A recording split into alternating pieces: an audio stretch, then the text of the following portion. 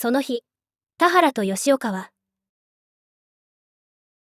与党の大物政治家に呼ばれた。我が党の幹事長が、あなた方のお話を、伺いたいとのことなのですが、お忙しいところ恐縮ですが、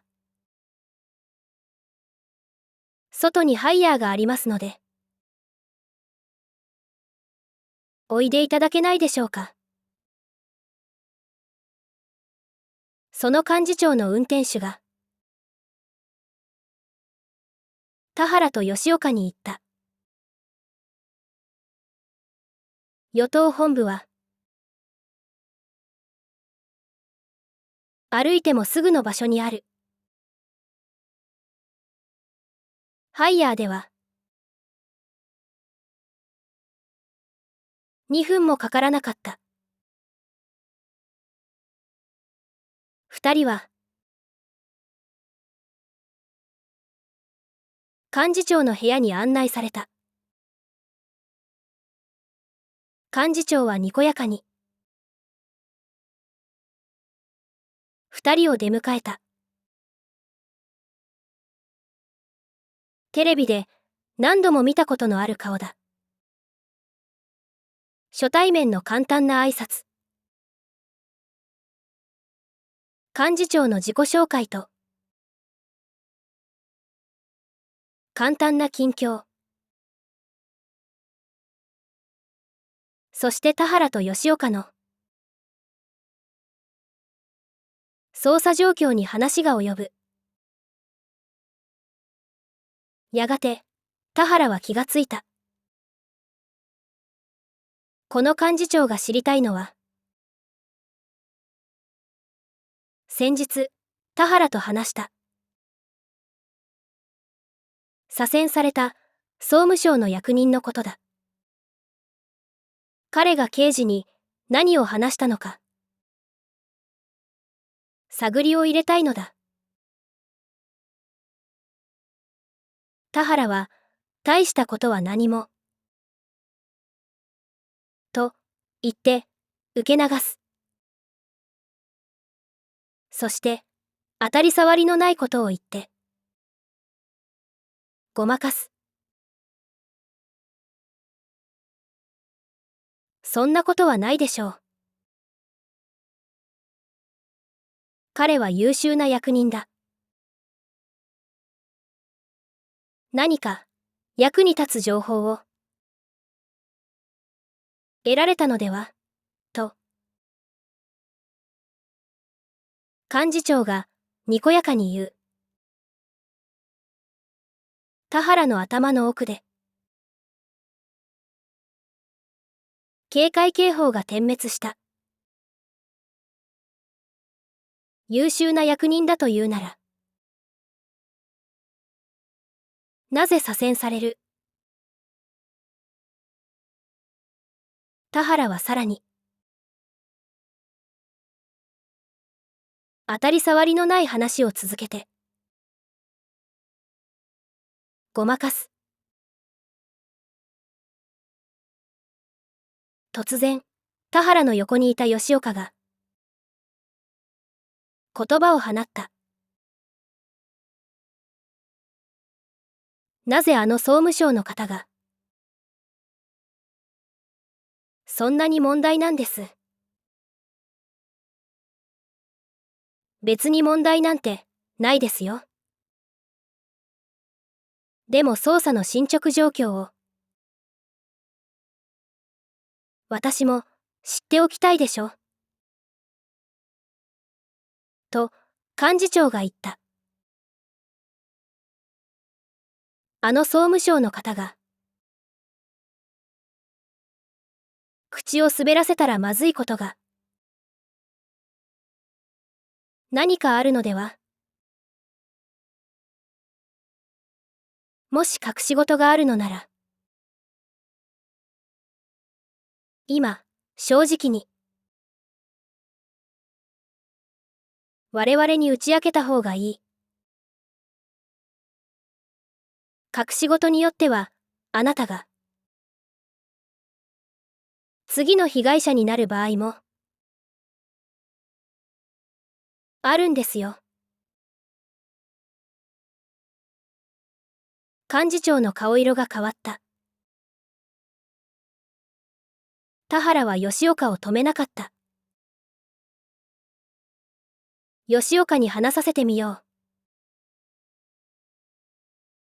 田原はそう思った。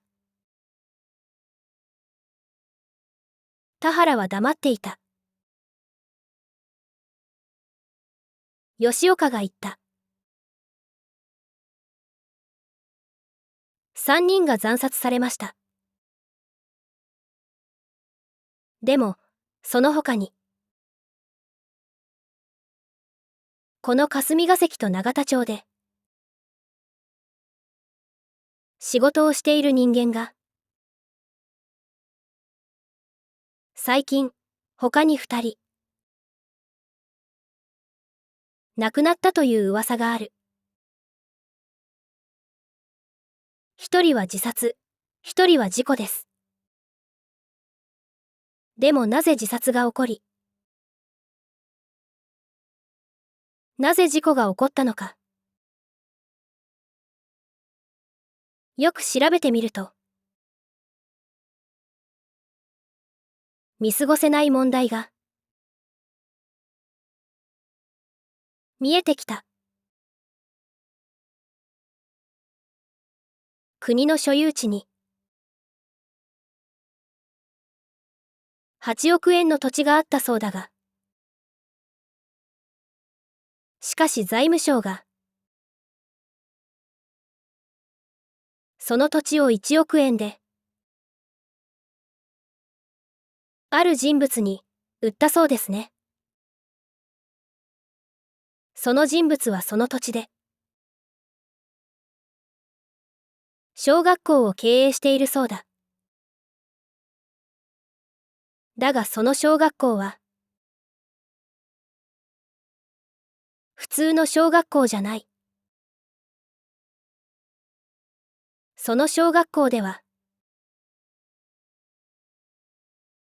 教育直後に基づいた教育が行われているという。教育直後というものがどういうものかご存知ですか？ああ、聞いたことはありますよ。いわゆる親孝行などの道徳を尊重するような意見を天皇陛下が国民に語りかけられたものだ。日本の伝統的道徳観が込められており、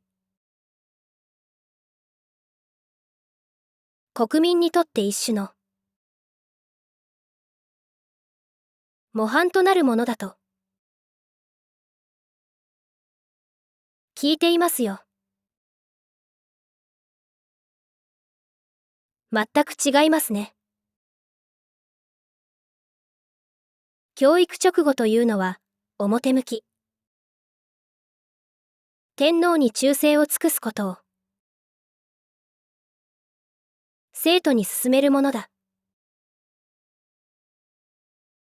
しかし本音はそうじゃない。教育直後というのは天皇の名を語るある種の権力者が国民に自分たちに対する忠誠を誓わせるために作られたものだ。財閥、政治権力、官僚、軍閥、教育直後が作られた当時はまだ存在していた家族、そのために国民の思想や良心の自由を否定する。つまり、国民を権力の奴隷にするために、天皇ではない。どこかの誰かが作ったものだ。現代では、教育直後を叩き込まれた子供は、いじめに関わりやすい。教育直後が原因で、現代でも痛ましい事件が起きている。そして、その小学校を経営する人物は、あるカルト集団のメンバーだ。そのカルト集団のメンバーに、利益誘導がなされたのなら、それは、そのカルト集団と、政治権力とのつながりを意味する。そしてそれは、政治権力による、不法な国有財産の利益誘導だ。公になったらまずい。だからその事実を隠蔽する必要がある。つまり公文書を改ざんする必要が出てくる。野党の議員が国の財産である8億円の土地がある人物に1億円で売られていることを知って、財務省にその土地売買の経緯について公文書の提出を求めたそうだ。そして出てきた公文書は情報漏洩を防止するための黒塗りの部分のやたらと多い、いわゆるのり弁と言われる類のものだった。そしてそれからしばらくして精神疾患を患った。財務省の職員が一人自殺した。まだ証拠はない。裏付けも何もない。でも何が思い浮かびます。霊感商法に関わっているカルト集団に対する政治権力の利益誘導、それをごまかすための公文書改ざん。公文書改ざんをさせられた役人が良心の呵責による精神的重圧のため精神疾患を患い自殺する。私にはそんなことが思い浮かぶ。現代の法廷では犯罪者に対して責任能力という問題が問われる。そして責任能力がないと判断される根拠の中で多いのが精神疾患の問題だ。だから私も精神疾患について少し勉強している。精神疾患、いわゆるうつ病。適応障害、自律神経失調症などについて。普通の市民は軽く考える傾向がある。ただの疲労や気の緩み、甘えなどと解釈してしまう。確かに人間は一時的に大きな精神的負担を抱えて体調を崩すことがある。でもそれは精神疾患とは言わない。精神疾患とは長期的に、例えば数ヶ月、数年の間、大きな精神的ストレスにさらされて脳の回路の一部を破損してしまうことを言う。だから一度精神疾患を患ったらそう簡単には治らない。精神疾患の中で特に恐ろしいのはうつ病の自殺燃料だ。うつ病の自殺燃料というのは一時的な精神的重圧によって死にたいと思うこととは違う。脳の回路のどこかが破損して思考が自殺するという方向にしか動かなくなることを自殺燃料という。だからそれを患った人間は周囲がどんなに止めてもいずれは自殺するしかなくなってしまう。自殺した財務省の職員はうつ病の自殺燃料を患っていたのではありませんか。だとすると自殺した職員は数ヶ月あるいは数年に及ぶ長期間大きな精神的ストレスにさらされていたはずだ。もしそうなら